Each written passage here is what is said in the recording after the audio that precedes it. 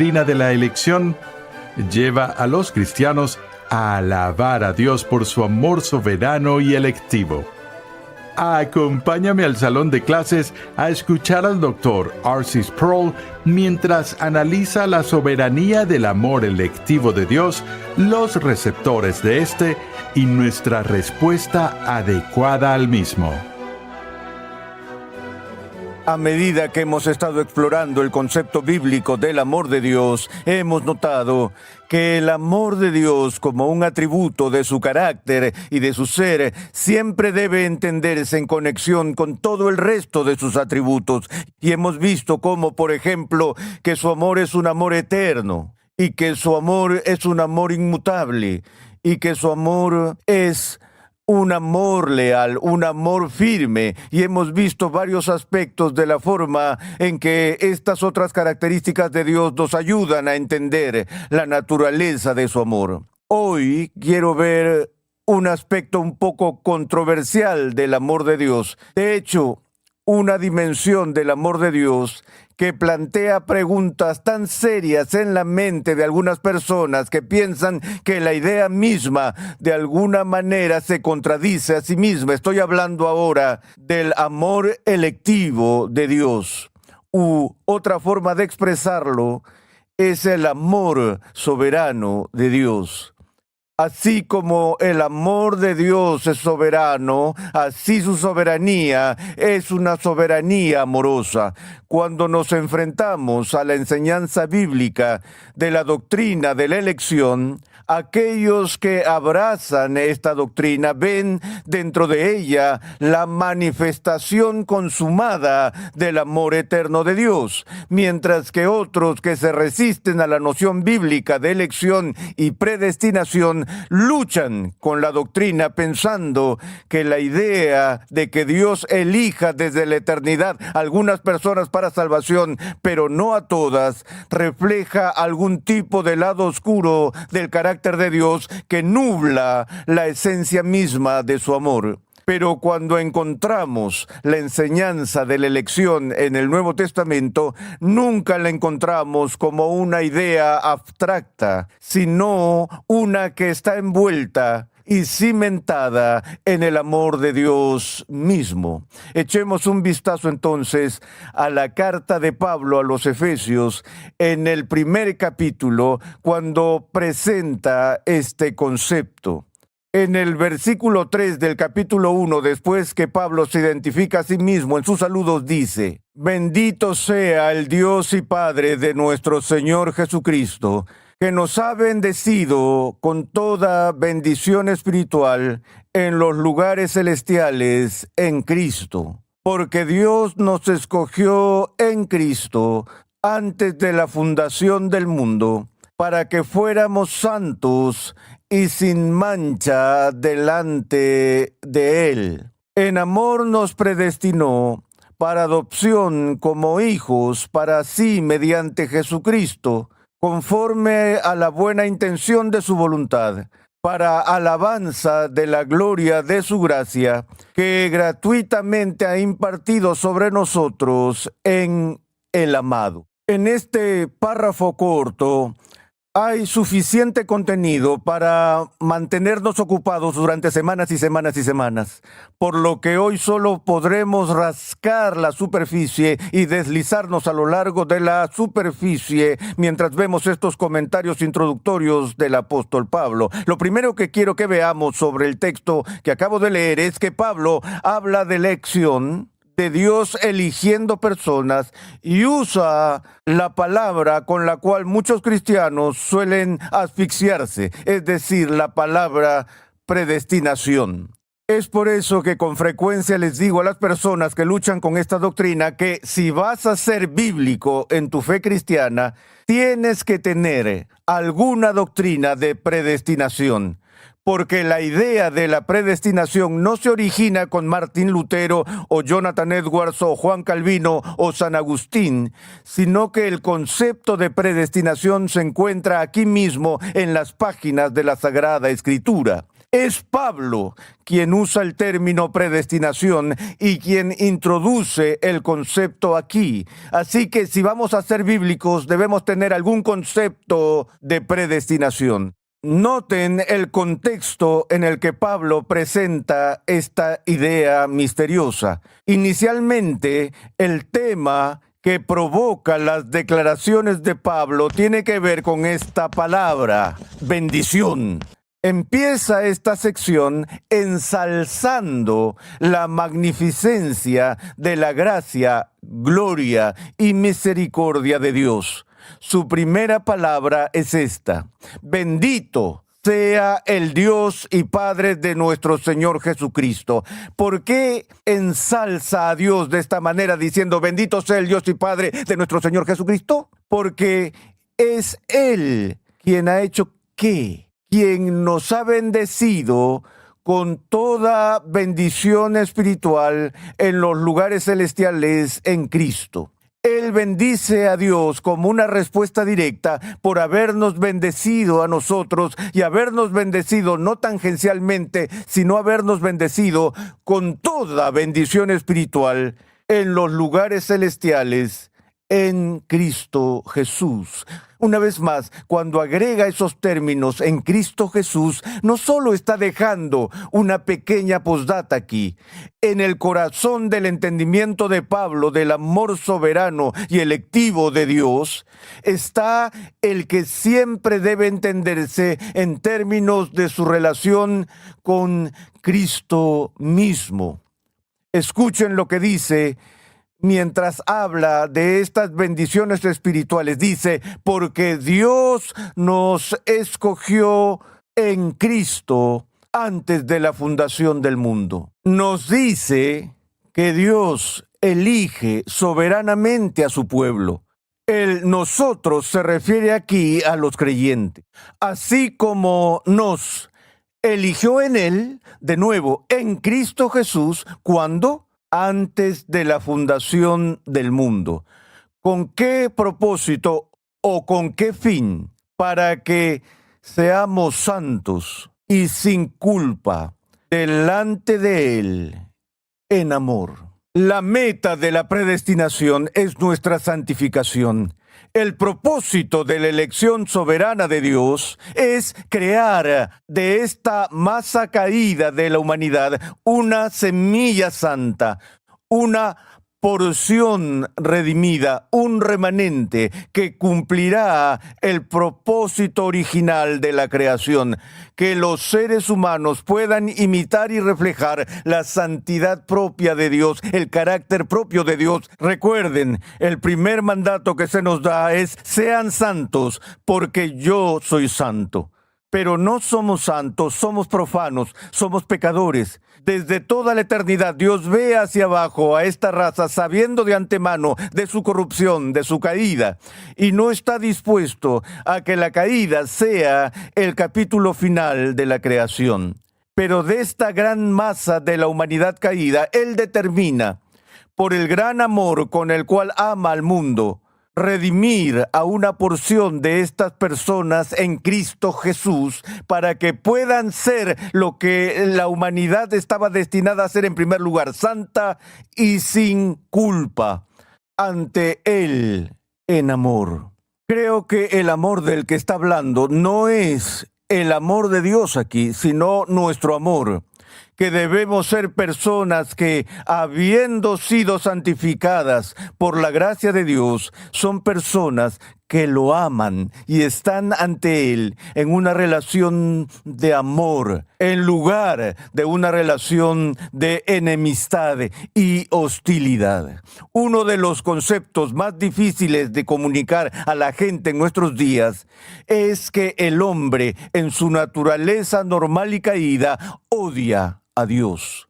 Ni una sola persona de entre 100 incrédulos admitirá eso. Dirán: soy indiferente, o realmente no creo en Dios, o no estoy en contra de Dios. Pero la postura bíblica del estado natural de la humanidad caída es una de separación, de enemistad, de hostilidad, que late dentro del corazón del hombre caído hacia Dios.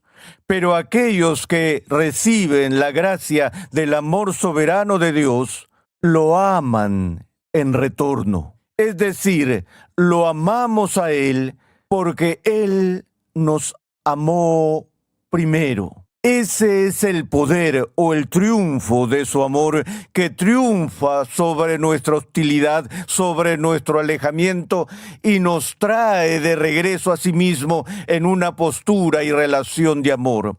Somos escogidos en Cristo y debemos ser presentados ante Él en amor. Y escuchen el versículo 5.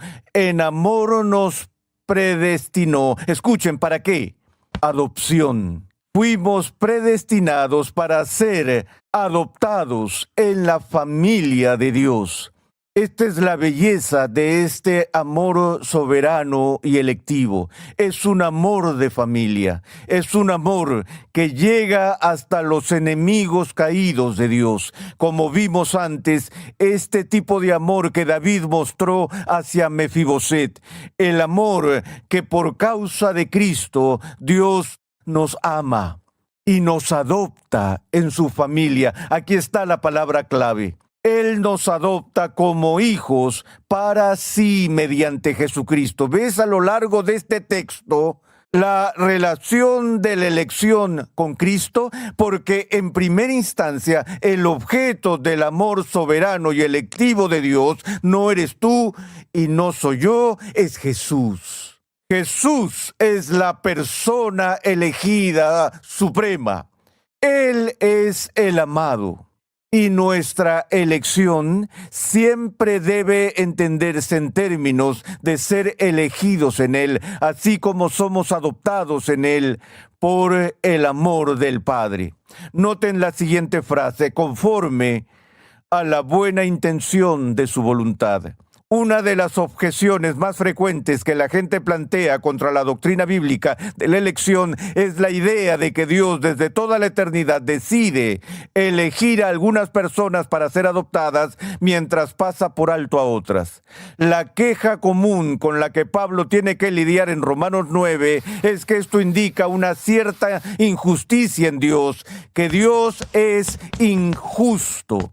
Pero desde toda la eternidad mira hacia abajo y ve una raza de personas, todos los que se oponen a Él, que están alejados de Él, que lo odian. Y algunas de estas personas reciben su misericordia, reciben su gracia. El resto son pasados por alto y reciben justicia. Estas personas obtienen exactamente lo que merecen, mientras que estas personas reciben misericordia. De nuevo, cuando Pablo enseña eso en Romanos 9, anticipa la objeción común cuando la gente dice, eso no es justo. Y Pablo dice, ¿que hay injusticia en Dios? De ningún modo. Porque la suposición que hacemos es esta, que si todos son culpables y Dios decide perdonar a algunos, debe perdonar a todos. Cuando pensamos así, no entendemos la gracia en absoluto, porque pensamos que la gracia es algo que Dios debe mostrar, algo que la gente merece. Si se lo merecen, no es gracia.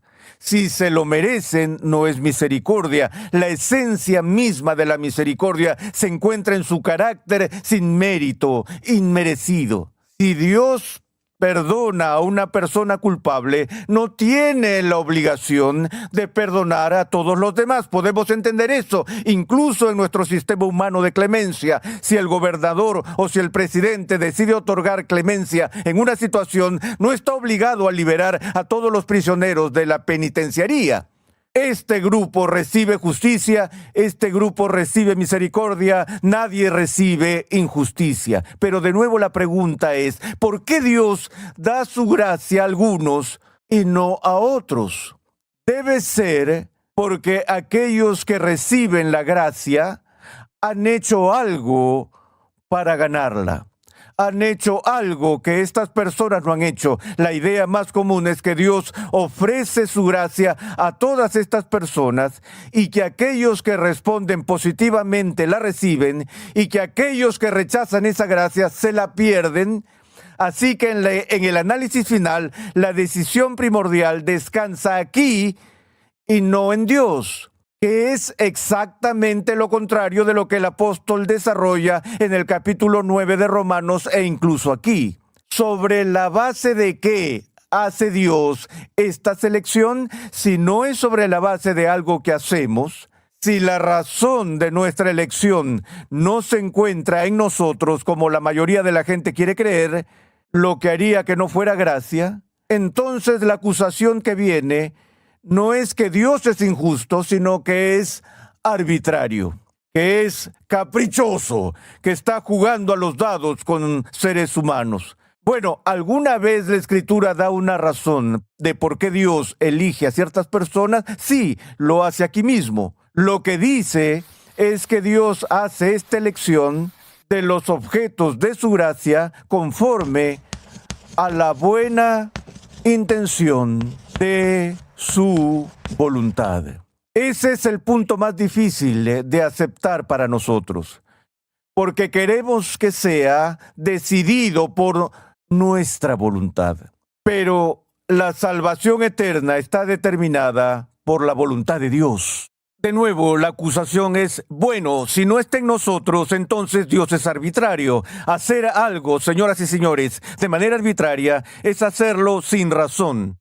Hacerlo de manera irracional, caprichosa, al azar. Dios nunca ha hecho nada irracional. Dios nunca ha sido arbitrario o caprichoso desde toda la eternidad. No sabe cómo ser arbitrario. Solo porque la razón no está en mí sobre por qué soy salvo, no significa que no hay razón por la que soy salvo. ¿Qué pasa si Dios, para mostrar su gloria, qué pasa si Dios, para honrar la obra perfecta de su Hijo, decide elegir de la humanidad en su caída una porción para presentarle a su Hijo como regalos? Noten cuán frecuente en el Nuevo Testamento, cuando Jesús habla de aquellos a quienes el Padre le ha dado. Y aquellos a quienes el Padre le ha dado, ninguno se perderá. Todos los que el Padre da a Cristo, vienen a Cristo. Porque esa es la buena intención de su voluntad. Ahora, de nuevo, en cierto sentido, el Espíritu Santo se inclina hacia nuestra debilidad para calificar esta frase cuando habla de la intención de la voluntad de Dios, al hablar de la buena intención de su voluntad. Debe verse como una redundancia, debe ser visto como algo totalmente innecesario, porque ¿qué otro tipo de intención tiene Dios en su voluntad? ¿Hay alguna instancia en que la intención de la voluntad de Dios sea una mala intención de su voluntad? Claro que no. Lo único que agrada a Dios es lo que es bueno. El único placer que tiene en su voluntad es hacer lo que es correcto.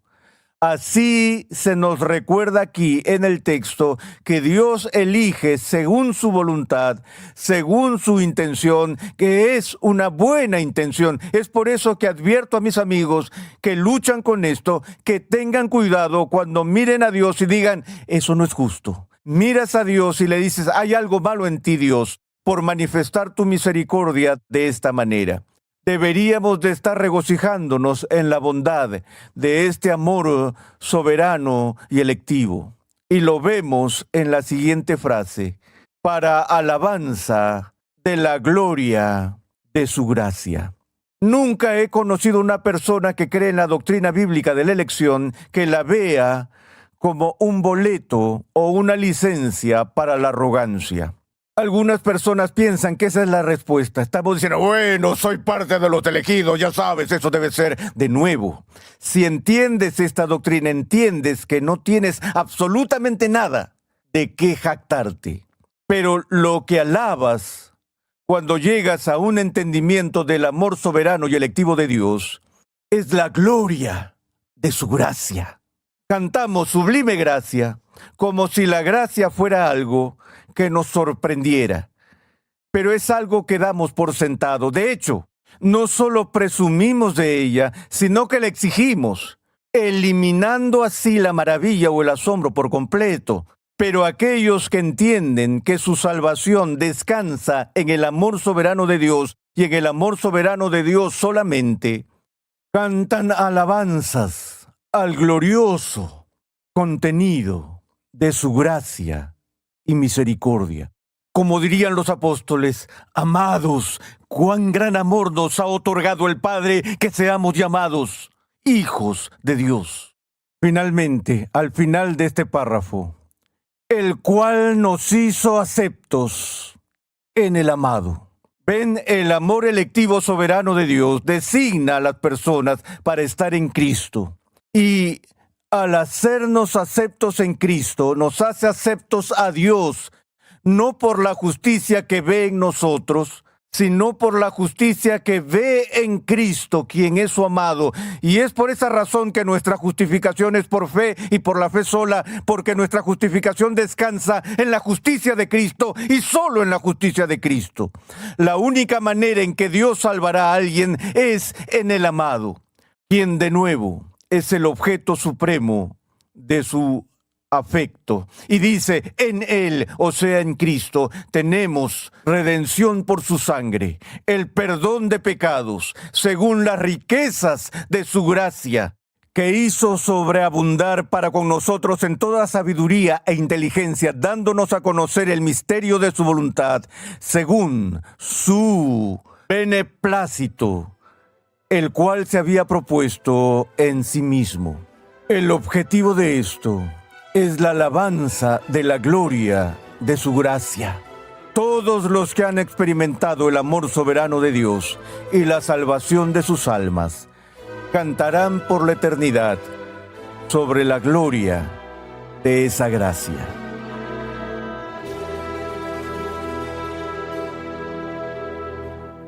Dios elige a las personas no por la justicia que Él ve en ellas, sino por la justicia que Él ve en Cristo, quien es su amado. Gracias por sintonizar Renovando tu Mente con el Dr. R.C. Sproul. Te invitamos a visitar nuestra página web renovandotumente.org, donde podrás solicitar gratuitamente la guía de estudio de esta nueva serie. La insignia de la Biblioteca Ligonier se ha convertido en una marca de confianza alrededor del mundo y en muchos idiomas. Todos nuestros libros se centran en las grandes verdades que han sido confiadas a la Iglesia por los precursores de la Reforma. Verdades bellamente articuladas en las confesiones, catecismos y credos históricos.